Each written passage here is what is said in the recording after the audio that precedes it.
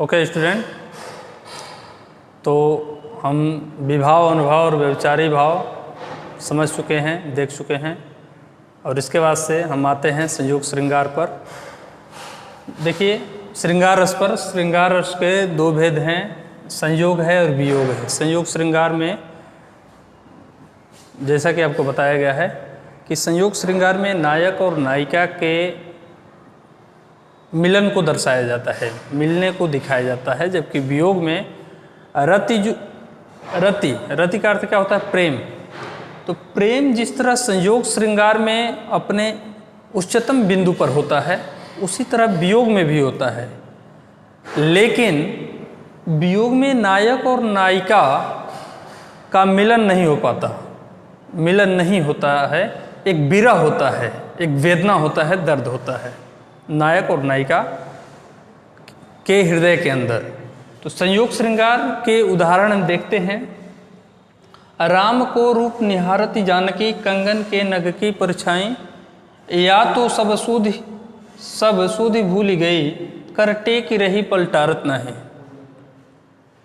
गोस्वामी जी लिखते हैं कि जो जानकी जी हैं, सीता हैं, वो राम के रूप को कैसे देख रही हैं, कहाँ देख रही हैं? तो कंगन के नग की परछाई, जो कंगन पहनी हुई हैं उसके नग में राम के रूप को देख रहे हैं, उनकी छाया आ रही है, देख रही हैं। या तो सब सूध भूल गई, कर टेक रही पलटारत न है, अपनी सब सूध बूध खो दी हैं और अपने हाथों को रोक करके रखी हुई हैं, कर टेक रही पलटारत नहीं, और पलक भी नहीं झपका रही हैं कि कहीं हाथ इधर उधर हो गया तो छाया गायब हो सकती है। तो ये था संयोग श्रृंगार का। दूसरा उदाहरण है, बूझत श्याम कौन तू गोरी, कहाँ रहती काकी हो बेटी, देखा नहीं कबहू ब्रजखोरी। ये प्रसंग वहाँ का, ये तो प्रसंग धनुष भंग के समय का है। ये प्रसंग ये उस समय का है जब राधा जी पहली बार गोकुल में होली खेलने के लिए आती हैं। श्री कृष्ण की नज़र राधे पर पड़ती है, कहते हैं कि अरे ये कौन सी लड़की है भाई, बूझत श्याम कौन तू गोरी। जाते हैं, राधा का हाथ पकड़ लेते हैं, कहते हैं कि हे गोरी। राधा से कहते हैं बूझत श्याम, बूझत ब्रज भाषा का है, यानी पूछते हैं। श्याम पूछते हैं किससे? राधा से। कौन तू गोरी, तुम कौन हो? ए गोरी तुम कौन हो, कहाँ रहती, तुम गोकुल में कहाँ रहती हो? काकी हो बेटी, तुम किसकी लड़की हो? देखा नहीं कबहू ब्रजखोरी, आज के पहले तो तुमको मैं कभी नहीं देखा। तो ये भी क्या है? संयोग श्रृंगार का एक उदाहरण है। फिर हम देखेंगे, बतरस लालच लाल की, मुरली धरी लुकाए, सौह करे भवहन हंसे, दैन कहे नटी जाए। ये प्रसंग उस समय का है जिस समय राधा श्री कृष्ण से बात करने के लिए उनकी मुरली को छिपा देती हैं। बतरस लालच लाल की, मुरली धरी लुकाए, बात करने के लालच में राधा क्या करती हैं? श्री कृष्ण की मुरली को छिपा देती हैं। सौह करे भवहन हंसे, श्री कृष्ण उनसे पूछते हैं कि बताओ मेरी बांसुरी कहाँ है पहले, लेकिन बात करने के लालच में छिपा दी रहती हैं। सौह करें, इसके लिए सौगंध भी खाने लगते हैं कि मैं नहीं जानती। भवहन हंसे, लेकिन अंदर से जब हंसती हैं तो उनके चेहरे को देख करके, उनके भौहें को देख करके श्री कृष्ण समझ जाते हैं कि बस बांसुरी मेरी मुरली यही छिपाई है। दैन कहे नट जाए, बार बार मांगते हैं कि मेरी मुरली को दे दो, दैन कहे नट जाए, लेकिन राधा देने से इनकार कर देती है। इसके बाद से हम देखेंगे वियोग श्रृंगार को। आइए हम वियोग श्रृंगार को समझते हैं। ओके स्टूडेंट, तो संयोग श्रृंगार हम देख चुके हैं। अब आइए वियोग को समझते हैं।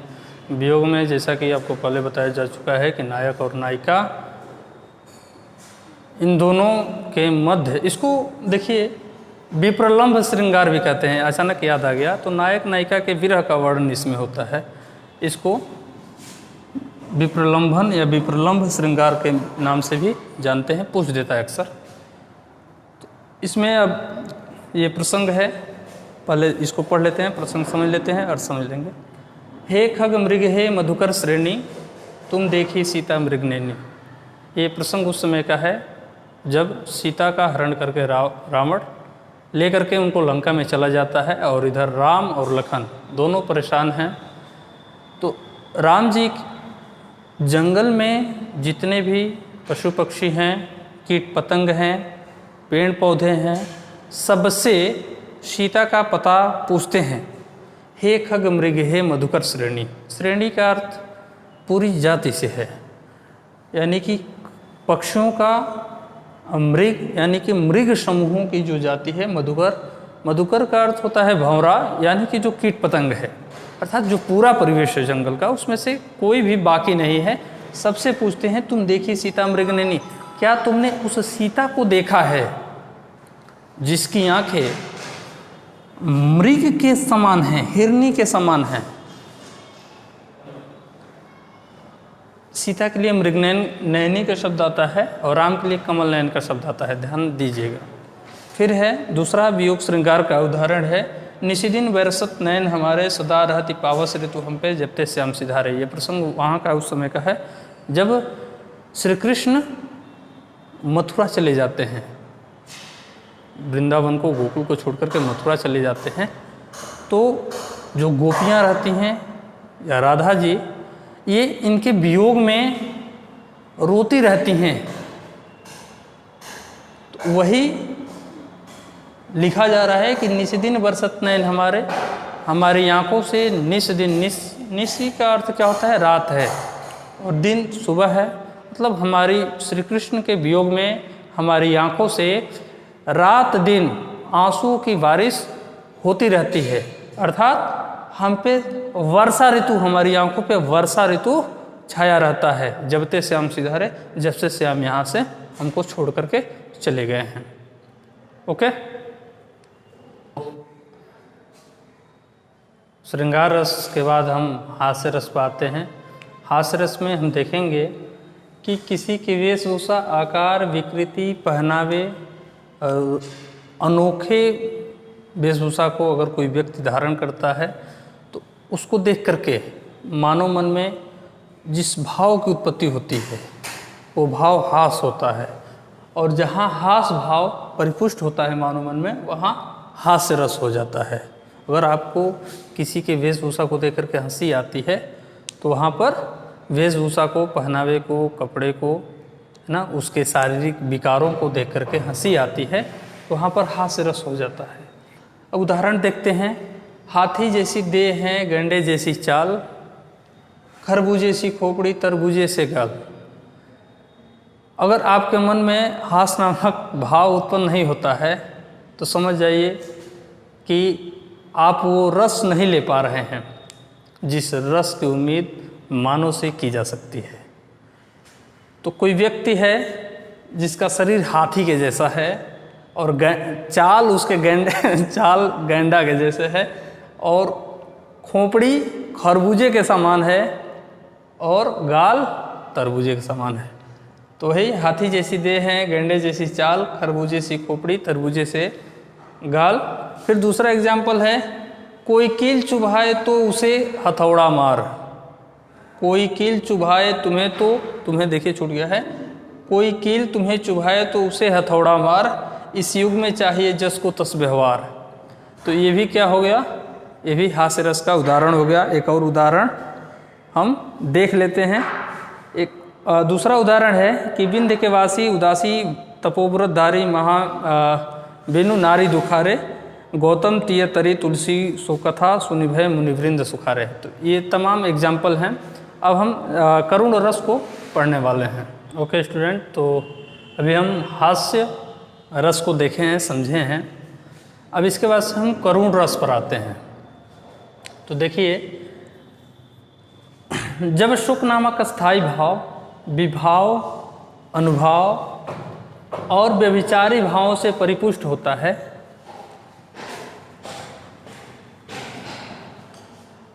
वहाँ करुण रस की उत्पत्ति होती है।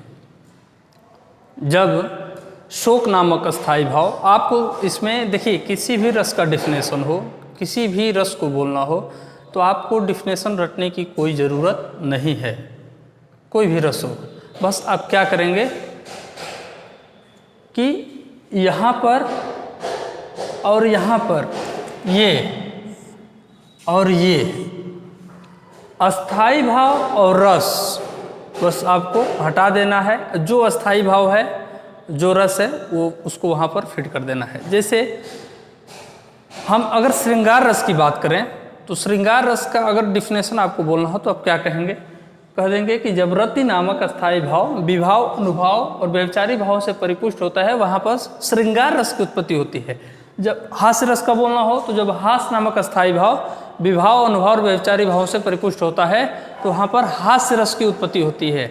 उसी तरह जब शोक नामक अस्थाई भाव विभाव, अनुभाव और व्यभिचारी भावों से परिपुष्ट होता है तो वहाँ पर करुण रस की उत्पत्ति होती है। इसी तरह कोई भी रस हो, बस अब डिफिनेशन यही रहने वाला है हमारा। ओके, तो हम इसमें देख लिए कि अस्थाई भाव कौन सा है? शोक है। शोक उत्पन्न कब होता है? जब कोई अपना प्रिय हमसे अलग हो जाता है या किसी अनिष्ट की आशंका होती है, किसी बात के, किसी अनहोनी के होने की आशंका हो जाती है, या कोई हमारा प्रिय हमसे अलग हो जाता है, बशर्ते कि वह वियोग श्रृंगार से मैच न करता हो। ओके, तो हम इसका एग्जाम्पल देखते हैं।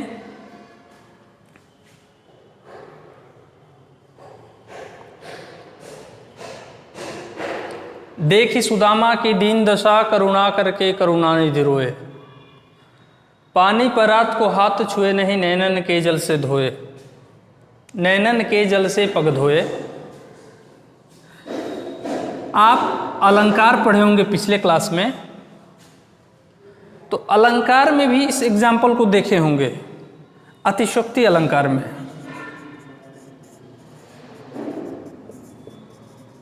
अलंकार की बात हम नहीं कर रहे हैं, ज़्यादा इस पर डिस्कस नहीं करना है, लेकिन अतिशयोक्ति में क्या आप देखे थे कि उसमें किसी बात को बढ़ा चढ़ा करके कह दिया जाता है, लेकिन यहाँ पर अतिशयोक्ति अलंकार को हम नज़रअंदाज करके यहाँ पर हम देखते हैं करुण रस को। तो अब हम देखेंगे इसका अर्थ, तो हम ये पाएंगे कि श्री कृष्ण और सुदामा की बात यहाँ पर हुई है। सुदामा और श्री कृष्ण मित्र रहते हैं, इतना तो आप जानते ही हैं। सुदामा जाते हैं अपनी पत्नी के कहने पर श्री कृष्ण के यहाँ, अपनी बाह में चावल की पोटली दबाए रहते हैं कि भाई मित्र के यहाँ जाऊँगा तो खाली हाथ तो जाऊँगा नहीं। कहेगा मेरा मित्र भले ही राजा है, लेकिन कहेगा कि खाली हाथ आ गया। जाते हैं, लेकिन वहाँ पर हिम्मत नहीं होता है पोटली को निकालने का, क्योंकि श्री कृष्ण का जो वैभव है वो अद्वितीय है। श्री कृष्ण अपने मित्र की हालत देखते हैं तो लिखा जा रहा है कि देखी सुदामा की दीन दशा। सुदामा की दीन दशा को देख करके, गरीबी को देख करके करुणा करके करुणानिधि रोए। करुणानिधि श्री कृष्ण के लिए कहा गया है, जो दूसरे के दुख को हरते हैं, उन पर स्वयं अपने मित्र को देख करके उनके मन में स्वयं करुणा भर गया है। वो रोने लगते हैं श्री कृष्ण। पानी परात को हाथ छुए नहीं। पहले के लोग जब आते थे, आपके घर अतिथि आते थे, तो लोग क्या करते थे कि परात में पानी भर करके लाते थे, उसके चरण धोते थे, उसके बाद से घर में प्रवेश होता था। तो जो पानी आया हुआ था उनके चरण को धोने के लिए, उसको श्री कृष्ण हाथ नहीं लगाते हैं, नैनन के जल से धोए। अपने सिंहासन पर सुदामा को बैठा करके इतना अधिक रोते हैं उनकी दीन दशा पर कि उन्हीं आंसुओं से उनके चरण धुल जाते हैं। ये तब के मित्र थे, और आज के मित्रों का भी उदाहरण आप देख रहे होंगे। चलिए, अब करुण रस का दूसरा उदाहरण है कि रही खरकती हाय तुलसी पीड़ा उर में दशरथ के, ग्लानित्राश वेदना विमंडित शाप कथा वे कह न सके। ये दशरथ का है प्रसंग, रामचरितमानस का ये प्रसंग है। प्रसंग वहाँ का है जब श्री राम वनवास जाते हैं, श्री राम वनवास जाते हैं और दशरथ जी चाह कर भी उनको नहीं रोक सकते हैं, नहीं रोक पाते हैं, क्योंकि माता कैकेयी उसी पर उतारू हो गई हैं, तुल गई हैं कि नहीं, इनको वनवास भेजा जाएगा और भरत को राजगद्दी दिलाया जाएगा। रही खरकती हाय सुलसी पीड़ा उर दशरथ में। दशरथ के उर का अर्थ होता है हृदय। दशरथ के हृदय में जो पीड़ा है वो शूल के समान चुभ रही है। पीड़ा कैसा? दो पीड़ा है यहाँ पर। एक तो मेरा लाडला पुत्र, मेरा सबसे अधिक प्रिय पुत्र, मेरा श्री राम मुझे छोड़ करके वनवास को प्रस्थान कर रहा है और मेरा अंत समय आया है। और दूसरा पीड़ा श्रवण कुमार वाला। श्रवण कुमार का कथा आप सुने होंगे। श्रवण कुमार अपने माता पिता को कंधे पर बैठा करके ले जा रहे थे, जो प्रसंग है वहाँ से है यहाँ पर कि ग्लान त्रास वेदना विमंडी शाप कथा वे कह न सके। इनको शाप मिला था दशरथ को श्रवण कुमार के माता पिता से, क्योंकि अनजाने में श्रवण कुमार को जानवर समझ करके पानी भरते समय मार दिए थे।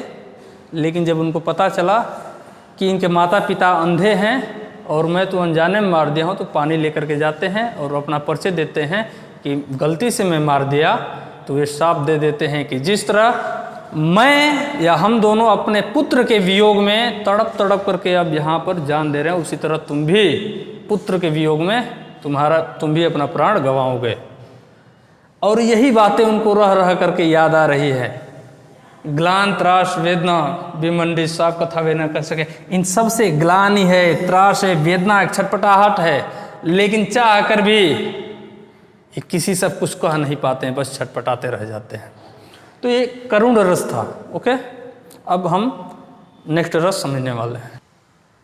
ओके, तो करुण रस के बाद से हम शुरू करने वाले हैं रौद्र रस, और बस वही है, डिफिनेशन पूरा वही है जैसा करुण रस में बताया गया कि आप यहाँ पर अस्थाई भाव जो है उसको हटा दीजिए और यहाँ से इसको हटा दीजिए, रस को हटा दीजिए, और जिस रस का डिफिनेशन देना हो वहाँ पर जो हटाएं वहाँ पर ये ऐड कर दीजिए और इसको भी यहाँ पर ऐड कर दीजिए।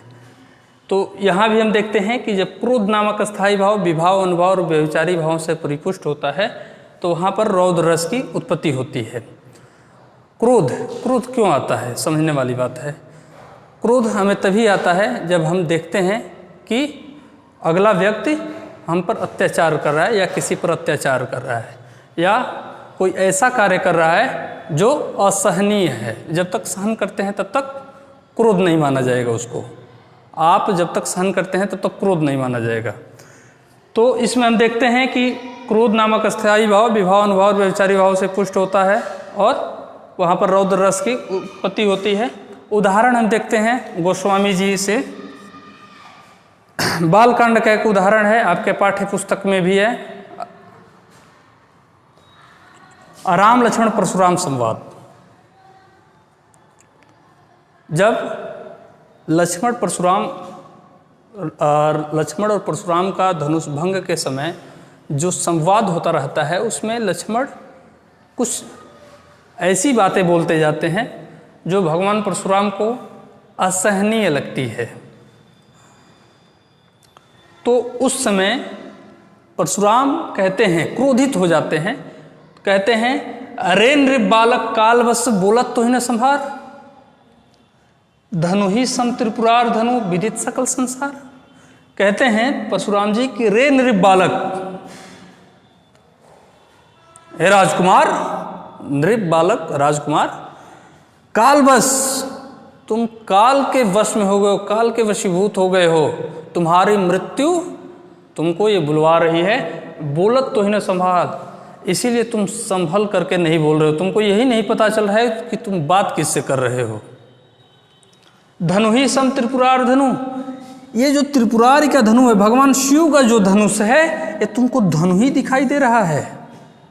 क्योंकि लक्ष्मण जी कह रहते हैं बहु धनुहिया तोरी लड़काए, कबहू न सिरिस्किन गोसाई, लक्ष्मण जी कह रहते हैं कि ऐसी बहुत सी धनुइयाँ हमने लड़काई में तोड़ दी, हे ऋषिवर आपने ऐसा कभी गुस्सा तो नहीं किया। तो वही परशुराम जी कहते हैं कि रे निर्बालक कालवश बोलत तो इन्हें संभार धनु ही सम त्रिपुरार धनु। ये जो भगवान शिव का धनुष है ये तुमको धनु ही दिखाई दे रहा है, विदित सकल संसार, जिसको सारा संसार जानता है कि भगवान शिव का धनुष है, उसको तुम धनु ही कर रहे हो। मेरे गुरु का अपमान कर रहे हो, उनके धनुष को धनु ही कह करके। ये तो यहाँ पर क्या है, परशुराम के क्रोध के कारण रौद्र रस यहाँ पर देखने को मिलता है। दूसरा महाभारत का जिक्र है, यहाँ रामायण से महाभारत में चलते हैं। अर्जुन के क्रोध का जिक्र है। उस काल मारे क्रोध के तनु कांपने उसका लगा, मानो हवा के जोर से सोता हुआ सागर जागा। यहाँ पर अर्जुन का क्रोध इतना अधिक बढ़ गया है कि ऐसा लग रहा है कि मानो कोई सागर एकदम शांत हो, लेकिन हवा के जोरों से उसमें तूफान आ गया हो, एक भयंकर तूफान आने वाला हो। तो ऐसा अर्जुन का शरीर हो गया है। जो अभी तक शांत पड़ा हुआ था क्रोध के कारण, उनका शरीर अब गुस्से से कांप रहा है। ओके, अब हम अगला रस समझने वाले हैं।